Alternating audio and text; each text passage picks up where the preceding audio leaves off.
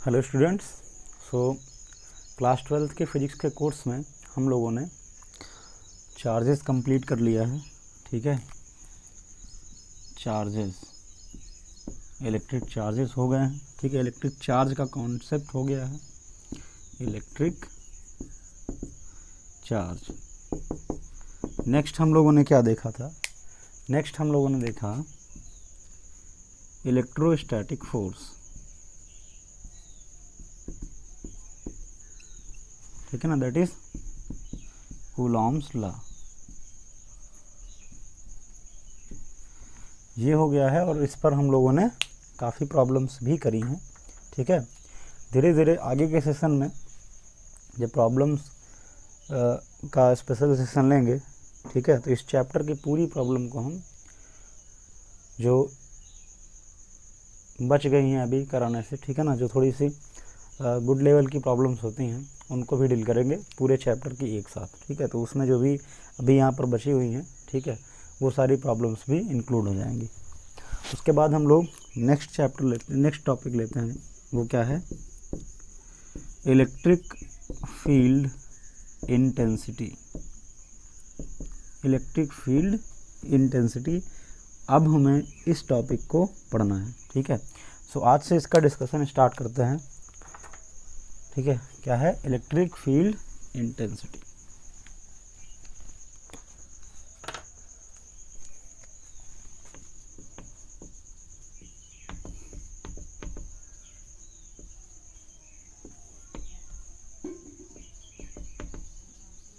Electric field, Hindi में इसको बोला जाता है विद्युत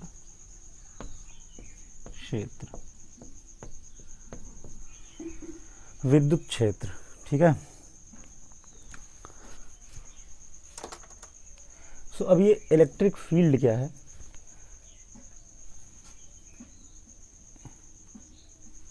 इसे समझने के लिए आप एक चार्ज को एज्यूम करिए। सपोज करें कि यहाँ पे एक क्या है? Point charge. यहाँ पे एक पॉइंट चार्ज है जिसकी वैल्यू कितना है? प्लस क्यू मान लेते हैं। ठीक है, प्लस क्यू मान लेते हैं। तो कोई भी चार्ज होगा, ठीक है, तो उसके चारों तरफ एक एरिया होगा। चारों तरफ एक उसका अपना क्या होगा? एरिया होगा। ठीक है, जितनी दूर में उसका इफेक्ट दिखेगा, इस पूरे के पूरे रीजन में, इस पूरे के पूरे एरिया में हमको क्या दिखेगा? इस चार्ज का इफेक्ट दिखेगा। कैसा इफेक्ट दिखेगा वो अभी हम जिक्र कर रहे हैं, उस चीज़ की बात करते हैं। ठीक है, लेकिन इतना माइंड में होना चाहिए कि कोई भी चार्ज है तो उसके चारों तरफ के कुछ एरिया में, थोड़े से एरिया में, ठीक है, वो ज़्यादा भी हो सकता है एरिया और ये और ज़्यादा भी हो सकता है। वो डिपेंड करेगा कि चार्ज का मैग्नीट्यूड कैसा है। ठीक है ना, अगर बड़ा चार्ज है तो काफ़ी बड़े एरिया में उसका इफ़ेक्ट दिखेगा, अगर छोटा चार्ज है तो काफ़ी छोटे एरिया में उसका इफ़ेक्ट दिखेगा। ठीक है ना, सो कुल मिलाकर के पॉइंट ये है कि जो चार्ज है अगर वो कहीं पर है, मतलब कहीं पर रेस्ट में है, तो उसके चारों तरफ हमको एक एरिया मिलेगा जहाँ पर उसका इफ़ेक्ट हमको देखने को मिलता है। अब कैसे देखने को मिलेगा? जैसे अगर मैं कोई अदर चार्ज को यहाँ पर लेके आऊँगा, मान लो मैं चार्ज लेके आया Q2, तो जब तक Q2 पर ये Q1 कोई फोर्स अप्लाई नहीं कर रहा है, ठीक है ना, Q1 जब तक Q2 पर कोई बल अप्लाई नहीं करता है, कोई फोर्स अप्लाई नहीं करता है, तब तक हम ये मान के चलते हैं कि Q2 इस Q1 के एरिया में नहीं आया है। Q1 के एरिया में, Q1 के इफेक्ट फील्ड में, Q1 के इफेक्टिव फील्ड में नहीं आया है। ठीक है, नहीं है, क्योंकि जैसे ही Q1 के इफेक्टिव फील्ड में आएगा, मान लेते हैं यहाँ पर आया, तो यहाँ पर कोई फोर्स नहीं लग रहा है। ठीक है ना, यहाँ पर कोई भी फोर्स नहीं लग रहा है। लेकिन अगर ये थोड़ा सा आगे बढ़ेगा, यहाँ पर जहाँ की इसके इस रेंज का या फिर इसके इस फील्ड का स्टार्टिंग होती है, वहाँ पर क्या करेगा? अब ये Q1 इस Q2 पे कुछ फोर्स लगाना स्टार्ट करेगा। अगर ये सेम नेचर का है, Q2 अगर पॉजिटिव है, तो हम लोगों ने देख रखा है, ठीक है ना, इलेक्ट्रोस्टैटिक फोर्स के कॉन्सेप्ट में कि अगर दो पॉजिटिव चार्ज हैं बगल बगल तो उन दोनों के बीच में क्या लगेगा, रिपल्सिव फोर्स लगेगा। सो ये Q1 क्या करेगा, अगर पॉजिटिव पॉजिटिव है तो ये इसको रिपेल करेगा, और किस डायरेक्शन में रिपेल करेगा, इन दोनों को मिलाने वाली लाइन की डायरेक्शन में, इस डायरेक्शन में रिपेल करेगा, ठीक है ना, F फोर्स लगाकर। और अगर ये अपोजिट नेचर का है, नेगेटिव है, तो इसको अपनी तरफ क्या करेगा, अट्रैक्ट कर लेगा, अपनी तरफ क्या करेगा, अट्रैक्ट कर लेगा। सो कुल मिलाकर के अब Q1 इस पर फोर्स लगाना स्टार्ट कर दिया, ठीक है, Q1 इस पर क्या लगाना स्टार्ट कर दिया, फोर्स लगाना स्टार्ट कर दिया। तो जैसे ही यहाँ पर आएगा, अगर नेगेटिव है तुरंत अपनी तरफ खींच लेगा, मतलब तुरंत इस Q2 को कुछ फील होगा, इस Q2 को क्या होगा, कुछ फील होगा। अगर ये पॉजिटिव नेचर का है तो इसको रिपल कर देगा, तब भी इस Q2 को कुछ क्या होगा, फील होगा। क्या फील होगा, फोर्स फील होगा। क्या फील होगा, फोर्स बाई Q1 फील होगा, फोर्स बाई Q1, ठीक है। अगर ये चार्ज ज़्यादा है, इसका मैग्नीट्यूड ज़्यादा है तो क्या, और इसका मैग्नीट्यूड कम है, इसका मैग्नीट्यूड कम है, तब क्या होगा, इसकी फील्ड ज़्यादा होगी, तो पहले से ही इसको इफ़ेक्ट दिखने लग जाएगा, ठीक है ना, पहले से ही इसको इफ़ेक्ट दिखने लग जाएगा। अच्छा, एक चीज़ और है, इन दोनों के बीच जो फोर्स लगता है उसकी वैल्यू क्या होगी, उसकी वैल्यू होगी 1/4 पाई एप्सिलॉन नॉट, दोनों चार्जेस का multiplication Q1 Q2 upon R square, इतने मैग्नीट्यूड का जो है फोर्स लगेगा।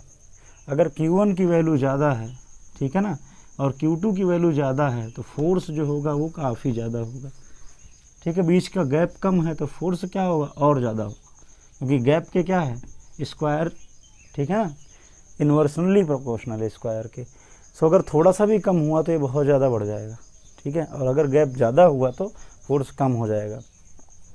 अब यहाँ पर देखो, ठीक है, अब अगर तुम सोचो कि नहीं मुझे इस Q2 को अंदर लेके आना ही है, तो तुम क्या करोगे, अगर मान लो ये भी पॉजिटिव हो तो ये क्या करना चाहेगा, रिपेल करने की कोशिश करेगा, लेकिन तुम चाह रहे हो कि हम इसको अंदर लेके आएँ, तो तुम्हें एक एक्सटर्नल फोर्स लगाना पड़ेगा, बाहर से कोई फोर्स अप्लाई करना पड़ेगा जिसके कारण ये अंदर आए।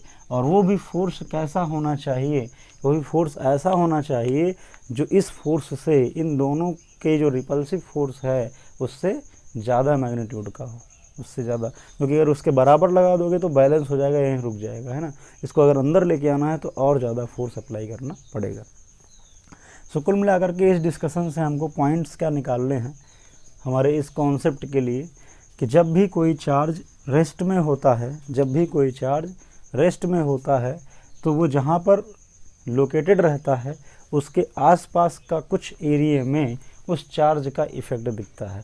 किस टाइप का इफ़ेक्ट दिखता है, कि एक फिक्स एरिया होता है, ठीक है ना, जिसकी रेंज में, जिस एरिया में अगर कोई दूसरा चार्ज आता है तो ये वाला चार्ज उस पर फोर्स अप्लाई करता है, ये वाला चार्ज उस पर फोर्स अप्लाई करता है, फोर्स अप्लाई करके अपनी तरफ खींचेगा या फिर उसको बाहर करेगा, ठीक है ना, अपनी रेंज से बाहर करता है। अब इस इफ़ेक्ट को, कौन से इफ़ेक्ट को, जो ये दूसरा चार्ज फील करता है, ठीक है ना, Q2 जिस इफ़ेक्ट को फील करता है उसी को हम लोग बोलते हैं इलेक्ट्रिक फील्ड इंटेंसिटी, उसी को क्या बोलते हैं, इलेक्ट्रिक फील्ड इंटेंसिटी, ठीक है ना। इसको मैं अगर ऐसे ही व्यावहारिक लैंग्वेज में लिखूं, ठीक है ना, थोड़ा ऐसे ही जनरल भाषा में समझें, तो मैं इसको क्या लिख सकता हूं, मैं इसको लिख सकता हूं effect of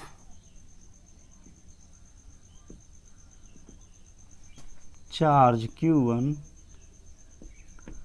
field by charge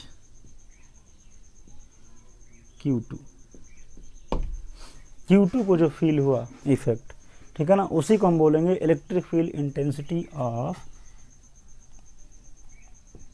charge Q1, charge Q1 की इलेक्ट्रिक फील्ड इंटेंसिटी, ठीक है ना। अब आप सपोज करें, ठीक है, इसको अगर हम कंपेयर करें तो ये कोई भी आदमी हो सकता है ना, कोई भी आदमी, ऐसे मान लो कि कोई बहुत पावरफुल आदमी है, तो वो जिस जगह पर है उसके कुछ दूर तक उसका अपना एरिया है ना, उसका अपना एरिया है, ये चार्ज है मान लो सपोज करो, ठीक है ना। तो इसने अपना कुछ एरिया बना रखा होगा जहाँ पर ये रहता है, ठीक है, उसके आसपास, कि इसका इफ़ेक्ट वहाँ पर दिखता होगा। सब लोग इसको जानते हैं, सब लोग इससे डरते होंगे, है ना। अगर कोई तीसरा ऐसे ही आदमी आए बाहर से, कोई दूसरा ऐसे ही आदमी आए, तो वो जब इसके फील्ड में कदम रखेगा, जब इसके एरिया में आएगा, तो इस आदमी को इसका इफ़ेक्ट दिखेगा, इसका इफ़ेक्ट महसूस होगा, इसका इफ़ेक्ट महसूस होगा। आसपास के लोगों से भी पता चलेगा, है ना, कि ये ऐसा है, ये वैसा है, इसके बारे में पता चलेगा। अगर फिर भी ये नहीं माना, ये आ गया इसके एरिया में, तो ये क्या करेगा, इस पर फोर्स लगाएगा, ठीक है, फोर्स लगाएगा। अगर इसकी बात मान लिया, ठीक है, इसके टाइप का है, इसको मतलब इस तरीके से हम बोलें कि पॉजिटिव को क्या चाहिए, नेगेटिव, अगर इसको जो चाहिए वो यहाँ पे मिल रहा है, तो ये इसको अपनी तरफ बुला लेगा, है ना, बोलेगा ठीक है, कम इन, आओ, ठीक है, इन दोनों में फ्रेंडशिप होगी। लेकिन अगर ये भी जैसा है, ठीक है, ये भी जैसा है, अगर वैसे ही वो हो, मतलब ठीक है, पॉजिटिव हो, दोनों पॉजिटिव हों, तो इनका मेल नहीं होगा, ठीक है, इनका मेल नहीं होगा। ये चाहता है अपना एरिया बनाना, ये चाहता है अपना एरिया बनाना, ठीक है, तो दोनों नहीं बना पाएंगे। तो क्या होगा, तो ये इसको बाहर भगा देगा, ये इसको बाहर भगा देगा। सेम वही चीज़ यहाँ पर होती है, ठीक है। अब अगर ये सीधा साधा लड़का, अब अगर ये एकदम सीधा साधा हो, बहुत ज़्यादा इसके पास कोई सपोर्ट नहीं है, तब अब मान लो ये इधर आ गया, ज़बरदस्ती आने की कोशिश कर रहा है, तो ये इसको क्या करेगा, पीटेगा, इसको क्या करेगा, पीटेगा, ठीक है।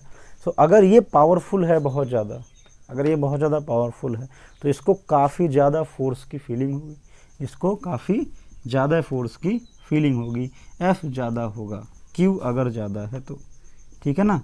मैं इसलिए बोल रहा हूँ क्योंकि हमें केवल इसका इफ़ेक्ट देखना है, हमें इस चार्ज का इफ़ेक्ट देखना है, ठीक है। इस चार्ज के इफ़ेक्ट के बारे में कौन बता रहा है, ठीक है, किसने फील किया है, इस दूसरे चार्ज Q2 ने, ये बता रहा है, ठीक है ना। अगर Q ज़्यादा था तो फोर्स ज़्यादा था, ठीक है। अगर मैंने Q को कम कर दिया, यहाँ वाले चार्ज को कम कर दिया, तो इनके बीच लगने वाला फोर्स भी कम हो गया। इसका मतलब अब इसको कम फोर्स फील होगा, कम फोर्स फील होगा। तो ये इन्फॉर्मेशन देगा इसके इफ़ेक्ट के बारे में।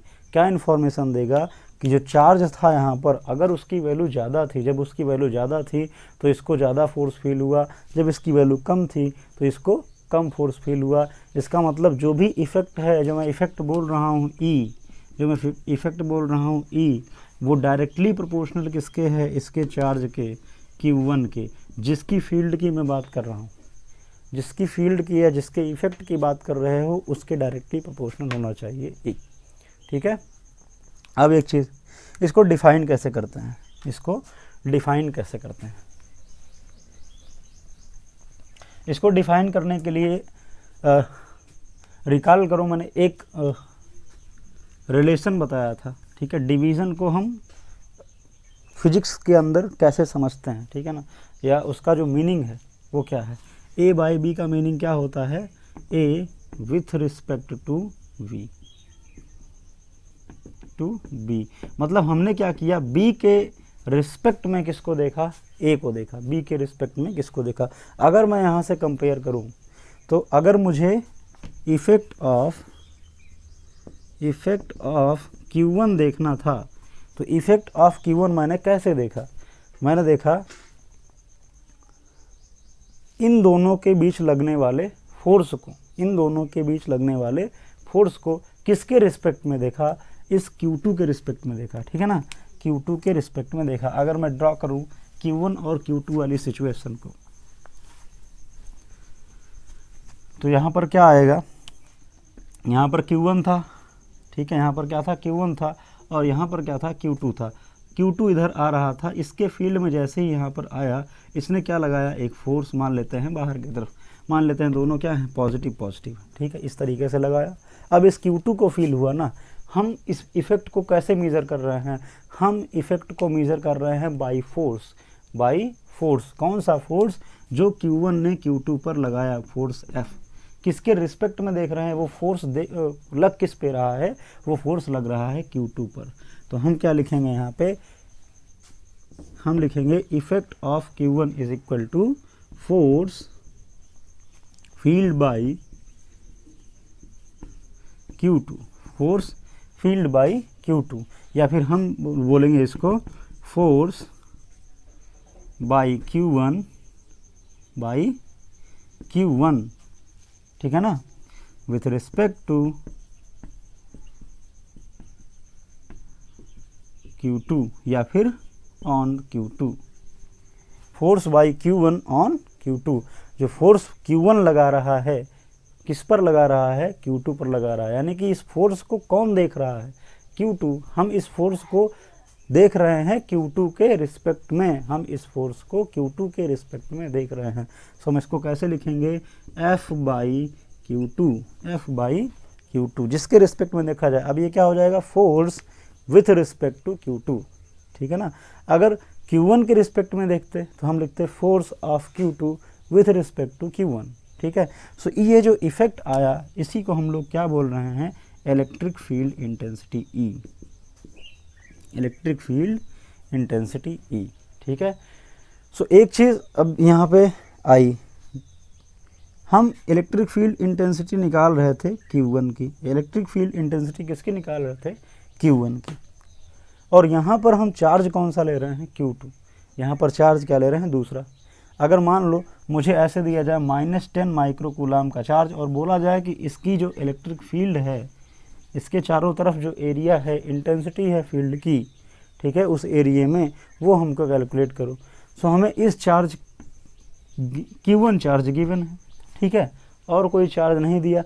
मान लेते हैं ये बोला गया कि R is equal to 5 metre की डिस्टेंस पर इलेक्ट्रिक फील्ड इंटेंसिटी बताओ, R is equal to 3 metre की डिस्टेंस पे इलेक्ट्रिक फील्ड इंटेंसिटी बताओ। तो वहाँ पे चार्ज Q2 के बारे में कोई इन्फॉर्मेशन नहीं दी गई। क्यों नहीं दिया गया ऐसा, क्योंकि चार्ज Q2 को हमने एज्यूम किया, चार्ज Q2 को हमने एज्यूम किया। किस चीज़ के लिए एज्यूम किया, इस कॉन्सेप्ट को समझने के लिए, इस इफ़ेक्ट को फील करने के लिए, इस इफ़ेक्ट को फील करने के लिए, कुल मिलाकर के टेस्ट करने के लिए हमने इस चार्ज को एज्यूम किया। क्या टेस्ट करने के लिए, कि इस Q1 का इफ़ेक्ट क्या है, इस Q1 का इफ़ेक्ट क्या होगा इस पॉइंट पे, ठीक है। अगर मुझे इस पॉइंट पे फील्ड निकालनी होती तब मैं क्या करता, मैं इसी चार्ज Q2 को यहाँ पर एज्यूम कर लेता, Q2 को यहाँ पर एज्यूम कर लेता और देखता कि ये जो Q1 का चार्ज है वो इस पॉइंट पे जब Q2 बैठा है तब कितना फोर्स लगा रहा है। इस फोर्स को कौन फील करता, Q2 फील करता। इसका मतलब जहाँ जहाँ पर हमको इलेक्ट्रिक फील्ड कैलकुलेट करना होगा वहाँ पर हम एक चार्ज एज्यूम करेंगे, वहाँ पर हम एक चार्ज एज्यूम करेंगे जिसका नाम क्या होगा, Q2, ठीक है ना, जिसका नाम Q2। या हम इसको अगर थोड़ा फिजिक्स की लैंग्वेज में लिखें तो हम लोग बोलते हैं Q0। क्या बोलते हैं, Q0, ठीक है।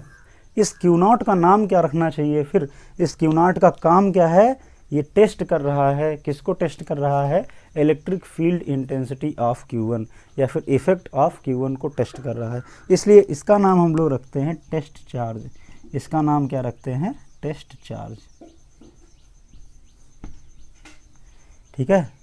सो अभी तक हम लोगों ने क्या समझा कि अगर किसी चार्ज Q1 की इलेक्ट्रिक फील्ड इंटेंसिटी किसी पॉइंट पर निकालनी हो या फिर इफेक्ट किसी पॉइंट पर निकालना हो, तब हम उस पॉइंट पे एक चार्ज एज्यूम करते हैं जिसको हमने नाम दिया टेस्ट चार्ज, जिसको हमने क्या नाम दिया, टेस्ट चार्ज। अब इस पर क्या करते हैं कि इस टेस्ट चार्ज पर ये Q1 कितना फोर्स लगा रहा है उस फोर्स को फील करते हैं विथ रिस्पेक्ट टू Q2। तो हम मैथमेटिकली अगर एक फार्मूले के रूप में लिखें तो कैसे लिखेंगे, electric field intensity E by Q1, किसकी है ये, Q1 की है, is equal to force on Q2 पर कितना फोर्स लगा विथ रिस्पेक्ट टू Q2, ठीक है ना। Q2 ही इसको फील कर रहा है, Q2 के रिस्पेक्ट में देख रहे हैं, सो F बाई Q2 कर दिया, ठीक है।